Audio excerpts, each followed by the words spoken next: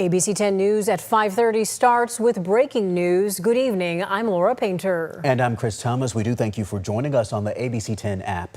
In just the last few minutes, we have learned the U.S. Embassy in Riyadh, Saudi Arabia, has been hit by Iranian drones. According to U.S. officials, the embassy was basically empty given the overnight hours, and there are no reports of injuries right now, but the threat is ongoing.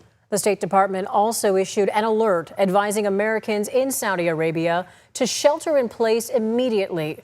This is the second U.S. embassy to sustain damage in an Iranian drone strike following Kuwait on Monday. Today, President Trump spoke about his decision to strike Iran by saying the U.S. was, quote, nearly under threat, suggesting Iran was working on missiles capable of hitting the U.S. The president is adamant this is not an endless war like the ones he's campaigned against, but has not specified what his goals are before pulling troops out of the region. We do have team coverage tonight, but we want to start with ABC's Christian Cordero.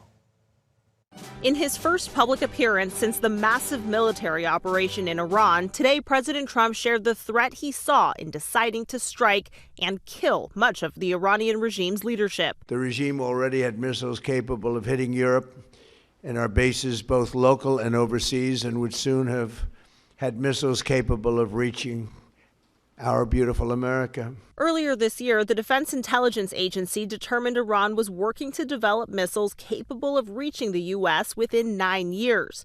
Regarding an imminent threat, sources tell ABC News Trump administration officials told congressional staff there was no known plan from Iran to launch a preemptive strike against the U.S. Still, the Pentagon says Trump gave the okay for the operation Friday afternoon. It was the right decision and an important decision for the safety and security of the world. Democrats and some Republicans are now slamming the administration for going around Congress. There was simply no basis to go in with this massive military campaign with the goal of regime change.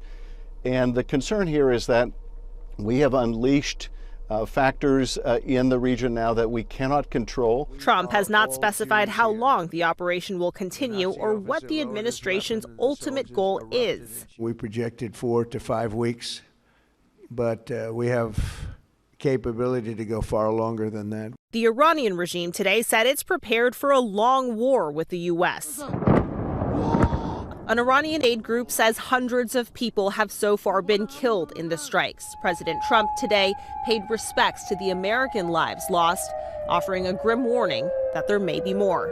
3 American F-15 fighter jets were also downed. The Pentagon says they were mistakenly shot by Kuwait, a U.S. ally. All 6 crew members were able to parachute out and are safe. Christian Cordero, ABC News, Washington. And as the conflict continues in the Middle East, ABC10's Nazi Javid is live in Sacramento. You hear the horns blaring there. Protesters have taken to the streets to oppose the fighting in Iran. So, Nazi, you've been out there monitoring this very dynamic situation. Tell us what you're hearing from demonstrators right now. Yeah, very difficult to hear you, Chris, Laura, but there is a large demonstration out here. We're at 16th and Broadway here in Sacramento. Many people are out here raising their voices opposing this conflict in Iran. I'll step out of the way so you can get a better look at what's happening here.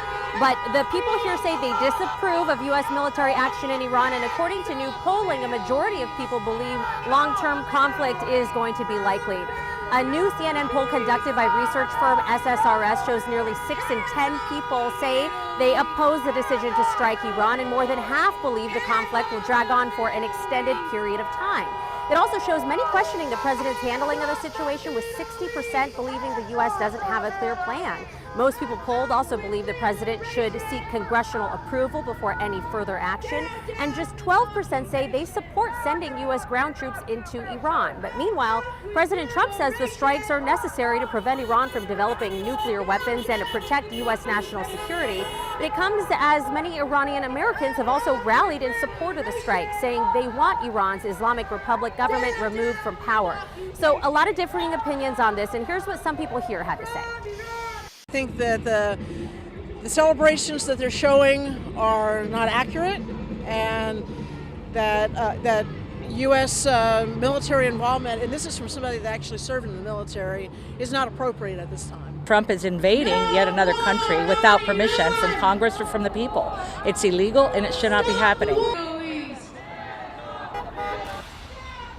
the demonstration is organized by the Party for Socialism and Liberation. It's part of the AnswerCoalition.org. It's a group holding nationwide anti-war protests happening in several cities today across the country. But back out here live, President Trump says that this conflict could last about 4 to 5 weeks. He says he is prepared to go longer if necessary. Live in Sacramento, Nazi Javid, ABC 10. Yeah, very active and emotional scene. Nazi, keep us posted as you learn more. Thank you for the update. Well, tonight, drivers are preparing to pay more at the pump because of the growing conflict in Iran. Experts say oil prices have already increased, and this could be just the beginning if the conflict continues to escalate. ABC 10's Roxanne Elias has more. Drivers raced to the pumps on Monday before gas prices are set to rise. For a while there, they were going down noticeably, and now they're noticeably creeping back up. I think that has something to do with what's going on in the world currently. And according to the Associated Press, U.S. oil traded 7.6% higher at $72.12 per barrel, while International Standard Brent was up 8.6% at $79.11 per barrel. Political analyst Steve Swat says the impact is being felt at the pump following the U.S.-Israeli war with Iran. Well, economically, you're going to see the price of gasoline rising, and already some experts are saying expect it to go up at least 30 cents a gallon in the near future. And so that's another thing that will play on the public's mind here domestically. Maureen Dilly says she has to fill up every 4 to 5 days. I have 5 children, and so I drive a lot. I average about 26,000 miles a year. And then because I was driving about 240 miles a day, an electric vehicle wasn't something that was feasible, so I stuck with this, and I use a lot of gas. A Gas Buddy petroleum analyst says the increase will be noticeable, but how much it'll increase will play out over the next coming weeks based on new developments. This is not going to be an overnight massive spike, but it will be noticeable to most motorists. But again, to put this in comparison to Russia, this is not going to be nearly what we saw back in 2022 when not only Russia invaded Ukraine, but when we saw COVID relief as well. Families now feeling like they have no choice but to budget for gas. In my personal opinion, it's unnecessarily being thrown upon us, I guess, to say.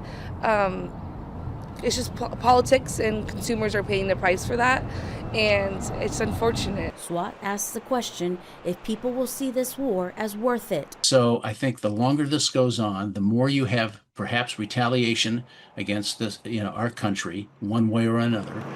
You have oil prices going up. I think support for this would probably erode. In Sacramento, Roxanne Elias, ABC 10. And we know many families say they don't have the option of staying at home and holding off on filling up at gas stations. So for now, they're looking at trying to find more affordable options. Still ahead, the U.S. Supreme Court today is siding with parents in a hotly contested California schools case. What it means for transgender students and their families. Governor Gavin Newsom says he's out of patience with California's homeless crisis, what he's demanding with Care Court, and how local leaders are pushing back. Tracking some patchy fog for that lunar eclipse, plus rain and snow on the way.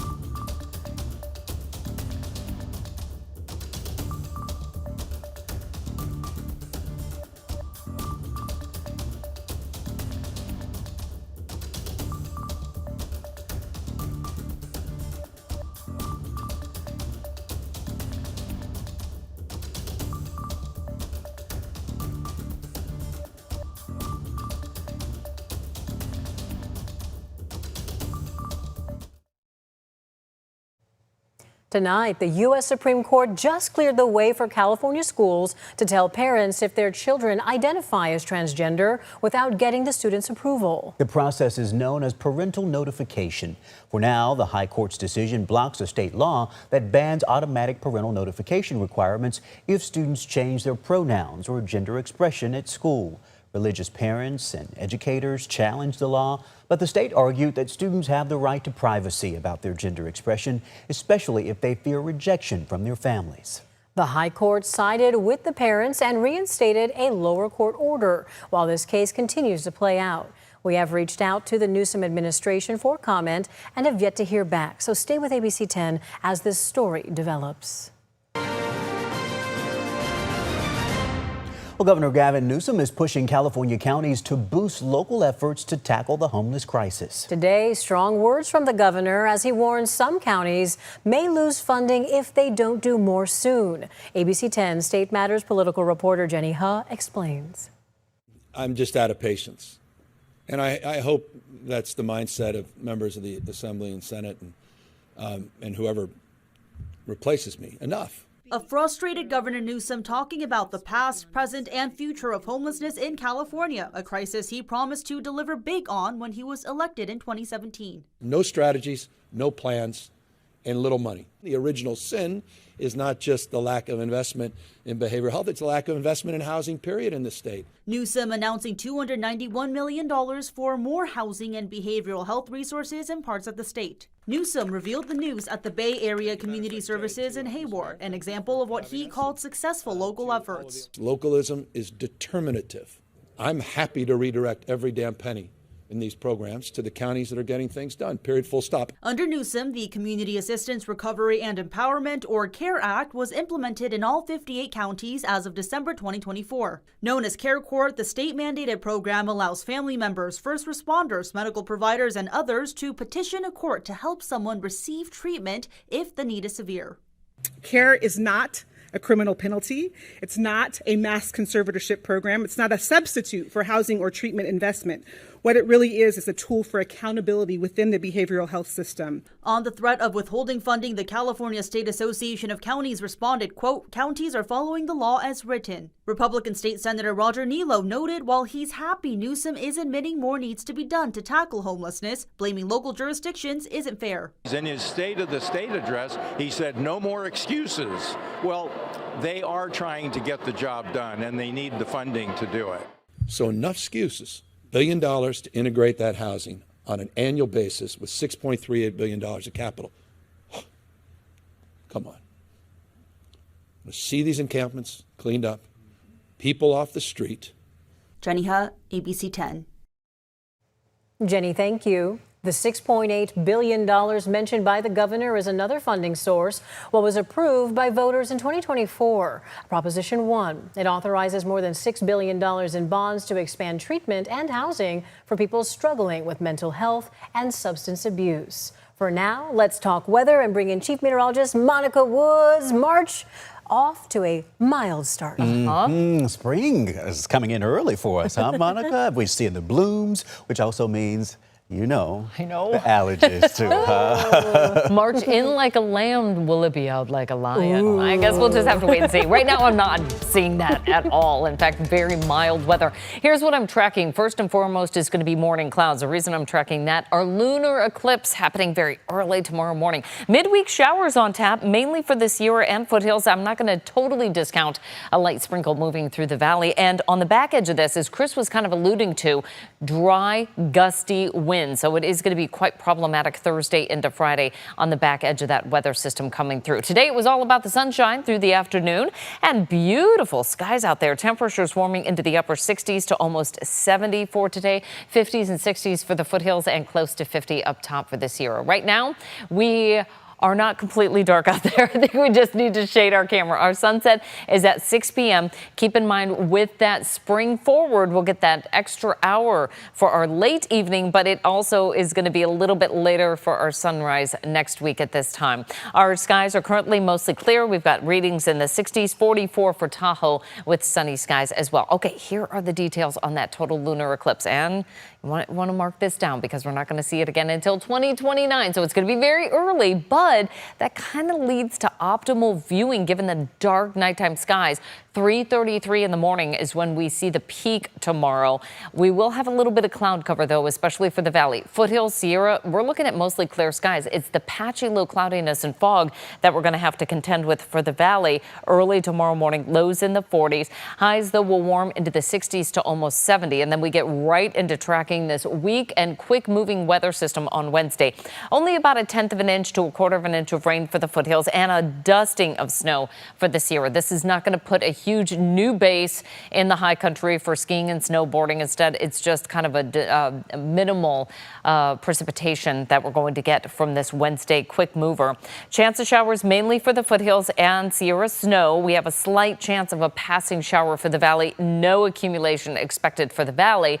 And the bigger story brewing is the breezy conditions on the back edge of this. Again, mostly because everything is in bloom right now. So with north winds for the valley, that's going to carry all that pollen from the north end of the valley through the Central Valley. East winds for the Sierra mean offshore winds are also going to be bringing some pollen down low throughout the valley. We're going to see the gusty winds on Thursday, but it really becomes a bigger pattern shift on Friday. That's when we're expecting perhaps the breeziest day in the forecast. So moving on to our extended forecast, of course, on Wednesday, we have that slight chance of a passing shower. That's going to be the coolest day in this 10-day forecast because on the back edge of those winds, we get the dry and warming weather.